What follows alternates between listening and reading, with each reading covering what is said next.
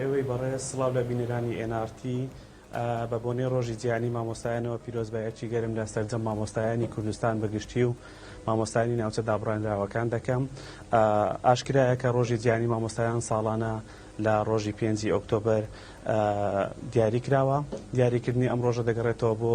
ساڵی 1994 کە لەلایەن ڕێکخراوی یونسکۆ کە ڕێکخراوێکی جیهانی نێودەوڵەتیە سەربەنەتە یەکگرتوەکان لە بواری پەروەردە و ڕۆشنبیریە کار دەکات. ئەم ڕۆژیان دیاری کردووە وەکو ڕۆژی جیهانی مامۆستا. ئەمەش ناساندنی ئەم ڕۆژە دەگەڕێتەوە بۆ ئەوەی کە وەکو پێزانینێک وەکو ڕێزێک بۆ ئەو واژوانەی لە ساڵی 1966 لەسەر ڕاستپاردەکانی یونسکۆ واژوی لەسەر کراکە دۆخی مامۆستایان و ئەرکی مامۆستایانی و مافی مامۆستایانی دیاری کردووە. بەم بۆنێەوە پیرۆزبایی لە سەرجەم مامۆستایان دەکەم. هیوادارم هەر سەرکەوتوو بن. بەڵێ ئەرک و بە پرسیارەتی مامۆستا ئێستا چییە مامۆستا؟ بەڵێ ئەرک و بەرپرسایەتی مامۆستا جیا لە هەر پیشەیەکی تر دەتوانین بڵێن مامۆستایەتی پیشەیە وەک هەرێکێک لە پیشەکانی ترکە لە کۆمەلگا بوونیان هەیە. بەڵام جیاواز لە پیشەکانی تر ئەرچی مامۆستایەتی جیاوازە، چونکە ئەرچی پەروەردەکردن و پێگەیاندنی نەوەیەکە و دروستکردنی مرۆڤە بۆ کۆمەلگا، دروستکردنی بۆ سەرجەم سێکتەرە جیاوازەکانە و ئەرچی مامۆستا دەتوانین وەکو ئەرچی پێغەمبەرایەتی ناوزەندی بکەین، چونکە خوا گەورە کاتێکە مرۆڤی دروست کردو دوای ئەوە کەسێکی نردوو بۆی ڕێنیشاندەریان بێت بۆی کە بتوانێت فێریان بکات، هۆشیاریان بکاتەوە کە پێغەمبەران بوونە. بۆیە زۆر کەس پیشەی مامۆستایەتی وەکو پیشەی پێغەمبەران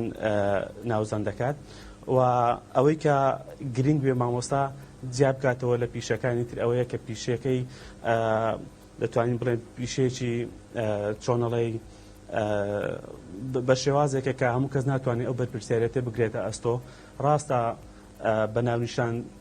سەدان هەزار مامۆستا هەیە، بەڵام کە من ئەو مامۆستایانەی کە هەست بە بەرپرسیارەتی دەکەن، کە من ئەو مامۆستایانەی کە شانیان داوەتە بەر ئەو بەرپرسیاریە و لە ئاستخەمی پێگەیاندنەوەکانی داهاتوون. دەکرا ئەم ڕۆژە با بگلەی دەست پێ بکەین لە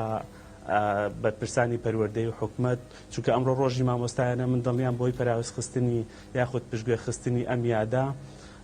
زیاتر لە نیوەی مامۆستایان نازان کە ڕۆژی جیهانی ئەوانە ئەگەر بێت و لە ڕاگەیاندنەکانەوە گوێیان لێبێت. ئەمەش بۆ دەگەڕێتەوە کە ساڵانە وەزارەتی پەروەردە یەکێتی مامۆستایان یاخود دەستگا پەروەردەیەکان کارێکی وایان نەکردووە بتوانن ئەم یادا بەرزڕا بگرن. لە زۆربەی وڵاتان لە جیهاندا زیاتر لە 100 وڵات ئەم یاد و مەراسیمە بەرزڕا دەگرێت. مەراسیمی شایستە و ڕێزلێنان بۆ مامۆستایان ڕێک دەخات. لە بەشێک لە وڵاتان بەهۆی ڕۆژی جیهانی مامۆستایانەوە دەکرێتە پشووی فەرمی، بەڵام بەداخەوە لە کوردستان و لە ناوچە دابڕاوەکان و لە عێراقش بەگشتی هیچ بۆنە و مەراسیمێکی شایستە بۆ مامۆستا ڕێک ناخرێت. نازانم چی تێدەچێت ئەگەر لە هەر پەروەردەیەک لە خود لە هەر شارێک 10 بۆ 20 مامۆستای سەرکەوت و ساڵانە خەڵات بکرێن، ڕێزێنانیان بۆ بکرێ و ئەمە دەبێتە هاندەر بۆ ئەوی کە مامۆستایانی تریش چاولەوان بکەن و بۆ ساڵانی داهاتوو حەز بکەن یەکێک بنەوە مامۆستا سەرکەوتوانە کە ڕێزلێنانیان بۆ بکرێت. بەداخەوە لە وڵاتی خۆمان ئەو ڕێڕسم و مەراسیمە شکۆتارانە بۆ مامۆستا ڕێک ناخرێت و دەتوانم بڵێم لە ئێستادا مامۆستایان زیاتر لە هەر چینێکی تر پەراوێز خراون و بێنازن. زۆر چاکە مامۆستا، وەکو دەزانین لە چەند ساڵی ڕابردوودا کەرتی پەروەردە دووچاری دۆخێک بووە نزیک بوو لە پەکەوتن، بەڵام خۆڕاگیری و بێزیێنێک مامۆستا نەهێشت ئەو دۆخە بەسەر خوێندکاراندا بشکێتەوە و بەردەوام بن لە داوامکردنی خۆیان. من دەمەوێت ئەوە بپرسم ئێستا دۆخی مامۆستایان چۆنە؟ ئایا هەر هاوشێوەی ساڵانی ڕابردوو دۆخیان خراپە یاخود بەرەو باشتر دەڕوا بۆ ئەم ساڵ؟ بەداخەوە لەم ڕۆدا دۆخی مامۆستایانی کوردستان و ناوچە دابڕێنراوەکان بەگشتی بەهۆی ئەو بارودۆخی کە بەسەر حکوومەتی هەرێم و باریداراییە هاتووە کە دۆخێکی دروستکراویشە من پێم وایە لە دۆخی مامۆستایانی جیهان خراپترە دۆخی مامۆستایانمان و ئاوڕێکی ئەرێنی لە مامۆستایان و دۆخ و ژیانی گوزارانیان نەدراوەتەوە و ڕۆڵی گرنگی و هەستیاریان لە بەرچاو نەگیراوە. لە باری مادی و معنەوی پەراوێزخراون، لە باری معنەویەکە دەبینن ڕۆژانە مامۆستایان ڕوبەڕووی کێشە دەبنەوە، ڕوبەڕووی سوکایەتی بێکردن دەبنەوە. ئەو مامۆستایانی کە بۆ موچەکانیان یاخود بڵێن بۆ نیوە موچەکانیان بە دوومانگ لەسەر شەقامەکان کەوتون لەلایەن هێزە ئەمنیەکانەوە سوکایەتیان پێدەکرێت، پەلامارە درێن. تەنانەت مامۆستا داوای مافی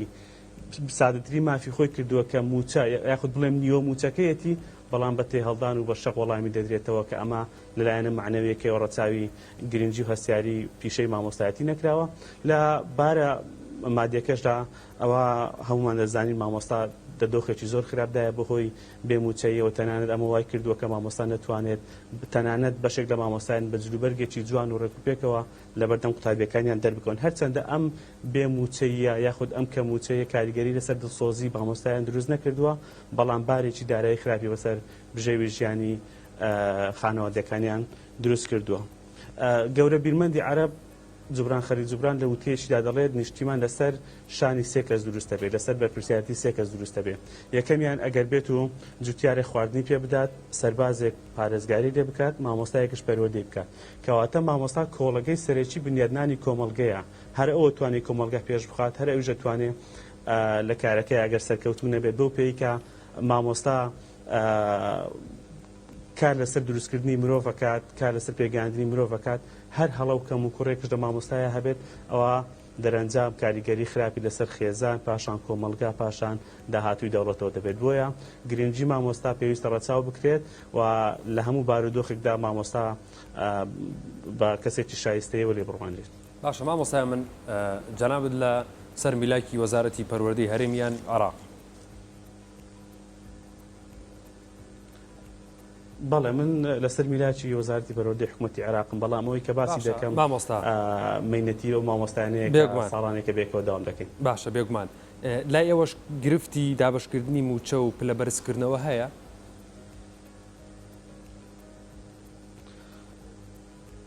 ئەو مامۆستایانی کە سەر بە حکوومەتی عێراقن یاخود ئەو فەرمانبەرانەی کە فەرمانبەری حکوومەتی عێراقن دامەزراوەکانی عێراقن کێشەی موچەیان تا ئێستا بۆ دروست نەبووە مانگانە لە کاتی خۆیان موچەکانیان پێدەدرێت بۆ پلەبەرزکردنەوە و بەستنی ئستەداراییەکانیش تەنها ئەم ساڵ بەهۆی نەبوونی بودجێ عێراقەوە کە ئەمە دواتر وەکو قەرەبوو دەدێتەوە مامۆستایان نەبۆدەنا هەموو سەرمانگەیەک لە کاتی خۆی موچە دراوە بۆ مامۆستا هەروەها هەموو ساڵێکش یاخود بۆ هەموو تەرفیعێکش لە کاتی خۆیان مامۆستا شایستە دارایەکانی وەبەستراوە. باشە مامۆستایانی ئەم دۆخەی کە ئێستا لە نێوان مامۆستایانی هەرێم و عێراقدا هەیە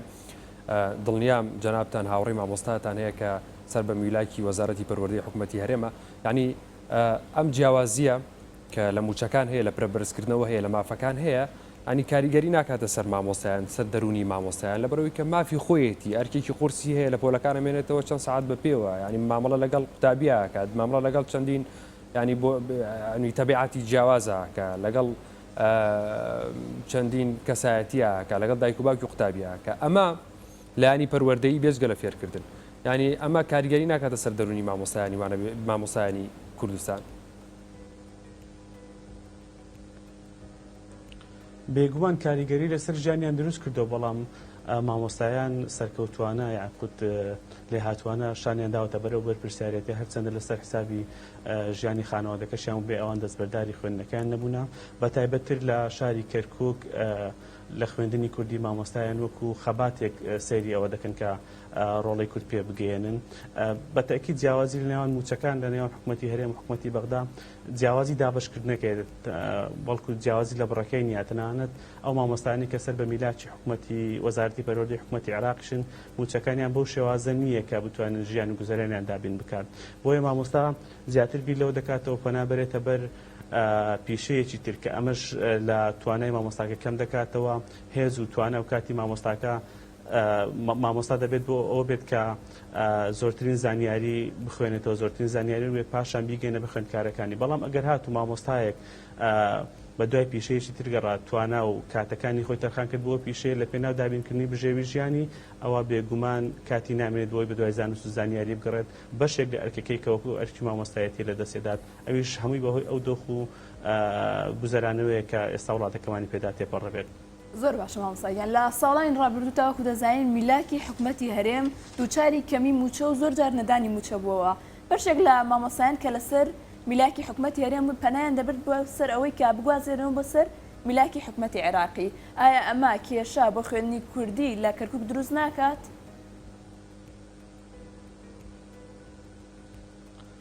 من پێم وایە وەزارەتی پەروەردەی حکوومەتی هەرێمی کوردستان خۆی ڕێگر بوو لەوەی کە مامۆستایان میلاکەنیان نەگوازێتەوە بۆ سەر حکوومەتی عێراق هەرچەندە هەوڵی زۆر درا لەلایەن پەرلەمانتارانە واژوو کۆ کرایەوە، گردبوونەوە لەلایەن مامۆستایانەوە کرا، دۆخەکە بۆ گەیشت کە مامۆستایان داوای ئەوانە کرد لایەن وەزارەتی پەروەردەی حکوومەتی عێراقەوە ڕاژەکانیان بگوازێتەوە بۆ سەر ئەوێ، بەڵام هیچ ئەنجامێکی نەبوو بۆ پێی کە دەوترا لەو بڕەپارەی کە 200 میلیارد بۆ حکوومەتی هەرێمی کوردستان دەنێدرا موچەی ئەو مامۆستایانە لەو بڕەپارەیە دەبڕا ڕاستەوخۆ بەسەر مامۆستایان نەدابەژەکە، بۆیە حکوومەتی هەرێمی کوردستان پێم وابێ ئەمە پێ قبوڵ نەبوو، بۆیە کارەکە نەکرا. بەڵام ئێستا لە کارنامەی ئەو حکوومەتی کە قەول وایە پێک بهێت لە سەروبەندی پێکێنانی، یەکێک لە خاڵەکانی ئەوەیە کە سەرجەم میلاکی مامۆستایانی ئەو خوێندنگایانی سەر بە خوێندنی کوردین لە دەرەوەی هەرێمی کوردستان مەبەستی ئەوەی لە ناوچە دابڕێنراوەکانن بگوازرێتەوە بۆ سەر میلاکی بەشی خوێندنی کوردی لە سەر وەزارەتی پەروەردەی حکوومەتی فیدراڵی، کە ئەمە شەنگایەکی دڵخۆشکەرە بەو پێیە مامۆستایانی ناوچە دابڕاوەکان ڕزگاریان نەبێت دەو قەیرانی بێموچەی و ئەو دۆخە ئاڵۆزی کە ئێستا بەسەریانە تێپەڕێت. مامۆستا جگە لە موچە لەو مافە سەرەکیە مافێکی سەرەکیە، جگە لە موچە لە وڵاتانی دنیا منەم شەو راپۆرتێکم خوێندەوە لە ژاپۆن بێجگە لە موچەکانیان مامۆستاکەمە لایەمە ینی بوو تشتێکی با بڵێن ئەوەی کە وەک ماف نابینێت لە کاتێکا مافی سەرەکیەوە هیچ پێویستی بە قسەکردن نیە، لەگەڵەوە باج لەسەر هەندێک شت بۆ مامۆستایان هەڵگیراوە، بە نمونە باج لەسەر ئەو ئۆتۆمبیلانی کە لە شەقامەکان لێ خوڕێەوە ئەبرێتەوە ماڵەوە لە گەراج لە زۆر شتی تر، ینی باجیان لەسەر هەڵگیراوە مامۆستایان لە هەرێمی کوردستان یان لە عراقیش بەگشتی و بە تایبەتی هەرێمی کوردستان ئەمە کراوە بێجگە لە موچەکانیان چی تر کراوە بۆ مامۆستایان وەکو خزمەتێک؟ نەخێر بەداخەوە نە لە حکوومەتی عێراق نە لە حکوومەتی هەرێمی کوردستان ئەم نادانی باج یاخود هاوکاریکردنی مامۆستایە بوونی نەبووە، تەنانەت موچەکەی خۆیانێ پێیان نادێت چۆن هاوکاری لەلایەنەکانی ترەوە ئەکرێن. جاران کۆمەڵی هەرەوەزی هەبوو کە پێی دەوترا جەمعیەی تعاونی ئیستیهلاکی کە نرخی زۆربەی کەلوپەلەکان ئامێرەکارەبایەکان وایە خواردن بووە یاخود هەر کەلوپەلێکی پێداویستی ماڵ بووە بۆ مامۆستا یاخود بۆ بەشێک لە فەرمانبەران بە شێوەی نرخی کەمتر دەدرا پێیان، بەڵام بەداخەوە ئێستا ئەمە نەماوە. وە گوتم مامۆستا لە ئێستادا تەنها ڕازیە موچەکەی یاخود نیوە موچەکەی لە سەری مانگدا پێ بدرێت بۆی بژێوی ژیانی ماڵ و مناڵەکەی پێدابین بکات، بەداخەوە ئەوەشی پێ نادرێت. کاتێککە دێتە سەر شەقامەکان و داوای ئەو مافە دەکات بە سوکایەتی پێکردن بە شەقوەشاندن بە تێهەڵدان ڕوبەڕویان دەبنەوە. زۆر باشە مامۆستاکان، تۆ ئێستا لە کەرکووکەوە لەگەڵمانی تو سیستەمی خوێندنی کەرکووک دوو مەنهەجی و مەنهەجێکیان خوێندنی کوردیە و خوێندنی عەرەبیە. لە ئێستادا دایکان و باوکان متمانە بە خوێندنی کوردی دەکەن کە منداڵەکانم خەنە بەر خوێندنی کوردی بۆی داهاتویان وەکو ئێستای خۆیان لێ نەبێ بۆ نەکە پلە بەرزکردنەوە ڕاگیراوە موچەیان لە کاتی خۆی دانادرێت کە مافێکی سەرەتایی خۆیانە.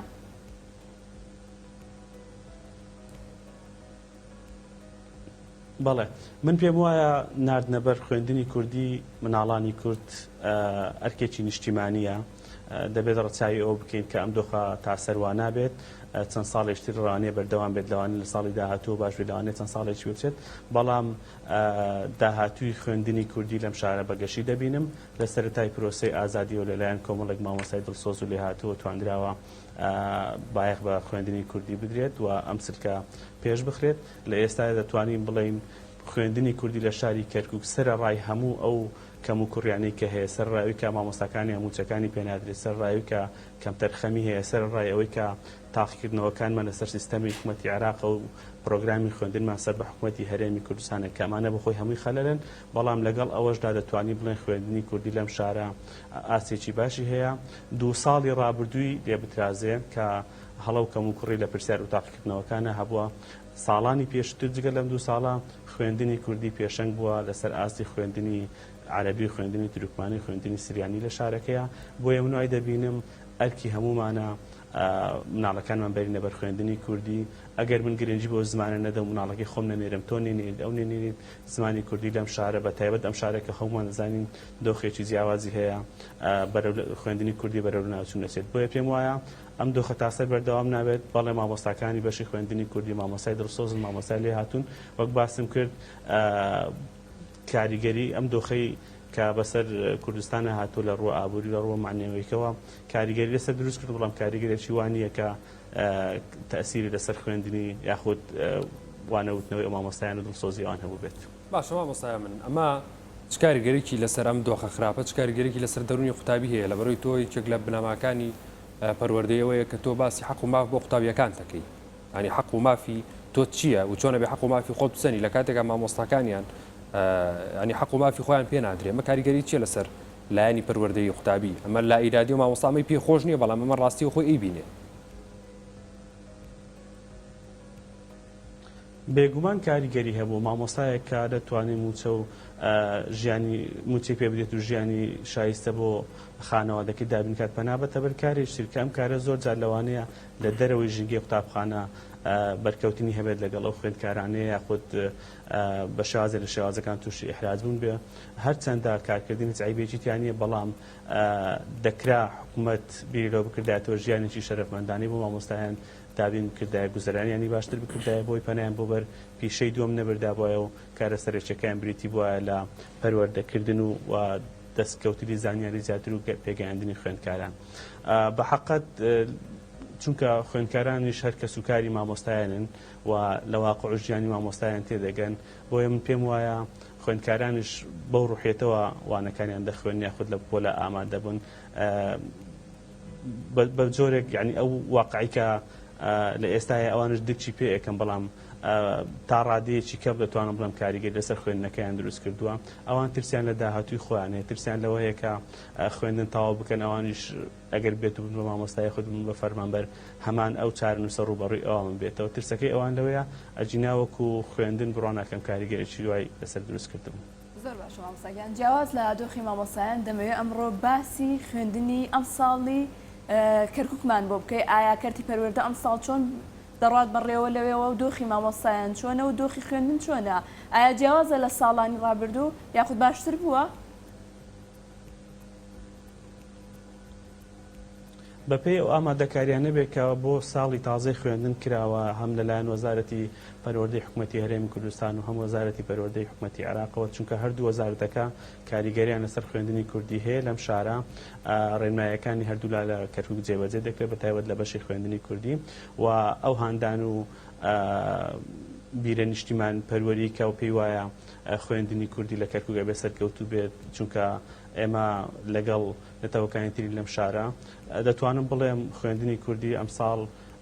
ڕێژێکی باشی خوێندکارانی لە پۆلی یەکەمی سەرەتایی وەرگرتووە بۆ قۆناغەکانی تریش کۆمەڵێک پێداویستی لەلایەن هەردوو وەزارەتەوە دابین کراوە و ئەوەی کێشەی سەرەکی خوێندکاران بێ و کێشەی سەرەکی مامۆستایانیش بێ ئەوەی ساڵانە لە تاقیکردنەوە گشتەکانی پۆلی 12 کۆمەڵێک هەڵە و کەموکوڕی هەیە خوێندکاران تەنها نیگەرانی ئەوەن ئەم ساڵش ئەم هەڵانە دووبارە بێتەوە هەرچەندە وەزارەتی پەروەردەی حکوومەتی عێراق و وەزارەتی پەروەردەی حکوومەتی هەرێمی کوردستان جەخت لەوە دەکەنەوە کە ئەوان هەموو هەوڵێکیانە خەنە گەڕبەوەی کە ئەم هەڵانی کە لە ساڵانی ڕابردوو هەبە دووبارە نەبێتەوە بەڵام خوێندکاران ترسی ئەویان هەیە بە شێوازێکی گشتی پرۆسەی دەستپێکردنی خوێندن لە شاری کەرکووک بە تایبەت بەشی خوێندنی کوردی پێم وایە ئامادەکاریێکی باشی بۆ کردووە و دەتوانین بڵین مامۆستایانیش بە شێوازێک لە شێوازەکان خۆیان ئامادە کردووە وەگەوەی کە مامۆستایەکە لە بەردەم تەقەڕەشی پۆلەکەیدا دەوەستێت هاوشێوی پێشمەرگەیەک بێت کە لە سەنگەرەکان یاخود سەربازی بێت لە سەنگەرەکانی بەرامبەر دوژمن بجەنگێت چونکە دۆخی ئەم شارەوە دەخوازێت بە شێوازی خوێندنی کوردی پێش بات چونکە سەرکەوتنی خوێندنی کوردی لە شارەکە سەرکەوتنی نەتەوەکەمانە بۆیە پێمان وایە مامۆستایان کاتێککە لە بەردەم تەختەڕەشی پۆلدا دەوەستن هاوشێوەی سەربازی یاخود پێشمەرگەی کە بەڕووی دوژمن ئەو داکۆچی لە خاکی دەکات بۆ ئەوی هاونیشتمانەکانی ئاسوودە بژین و ئازاد بن ئەمیش بەچەکی زانست و زانیاری دژی دواکەوتن و نەزانی دەزەنجێت. باش مامۆستا لەگەڵ دۆخە خراپەی لەسەر مامۆستایانە هەیە و ئەو لایەنەکەم و کورتووان کەم تەرخەمەی کە لە پاڵ مامۆستایانە ئەبێ حەق و مافیان پێ بداویش وەزارەتی پەروەردەی حکوومەتە مامۆستایان ڕۆڵی مامۆستایانی کەرکووک تەمان کەرکووک جیاوازە لە ڕووی سیاسیەوە لە ڕزۆ ڕووی ترەوە لە ڕووی پەروەردەییەوە ڕۆڵی مامۆستایانی کەرکووک چۆنە بینی و خەمخۆری ئەوان چۆنە بینی؟ لە ساڵانی ڕابردوو هاوشێوی مامۆستایانی کوردستان کۆمەڵێک خۆپیشاندان کرا بۆ ئەوەی مافوشای سەدارایەکانی مامۆستایان لەلایەن حکوومەتی هەرێمی کوردستانەوە خەرج بکرێ هەڵوێستیان هەبووە مامۆستایانی بە هەڵوێستن مامۆستایانی کەرکووک لەگەڵ ئەوەشتا خەمخۆرن بۆ خوێندنەکەیان خەمخۆرن بۆ پێگەیاندنی مناڵانی کورد لەم شارە دەتوانین بڵین جیاواز لە شارەکانی تری کوردستان خوێندنی کوردی لەم شارە وەک ئاماژەم پێکرد بە هەستێکی نیشتمان پەروەرانەوە وانەکان لە پۆلدا دەڵێنەوە بە هەستێکی نیشتمان پەروەرانەوە ڕوبەڕووی ئەم دۆخە دەبنەوە کە بەسەریان هاتووە لە دۆخی کەمی موچە و دۆخی سیاسی شارەکە دۆخی سەپێنراوی ئەمنی لەو شارەیە بەڵام لەگەڵ ئەوەشدا مامۆستایان توانیویانە داکۆچی کار بن لە خوێندنی کوردی مامۆستایان توانیویانە ڕوبەڕووی ئەم دۆخە ببنەوە هەستی نیشتمان پەروەری لایەن مامۆستایانی کوردی ئەم شارە زیاتر لە هەستی نیشتمان پەروەری لە شارەکانی تری کوردستان بۆ پێی دۆخی کەرکووک و ناوچە دابڕاوەکان وا دەخوازێت بەم شێوازە بن. بەڵێ مامۆستا من زۆر خۆشحاڵ بووین ئەمڕۆ لەگەڵمان بووی دووبارە ڕۆژی مامۆستایانت لێ پیرۆز بێ بۆ هیوایم کە سەرجەم پرۆزەی خوێندن باش بڕوا هەم بۆ جەنابەتر و مامۆستایانی تر خۆشحاڵ بووین ئەمڕۆ لەگەڵمان بووی.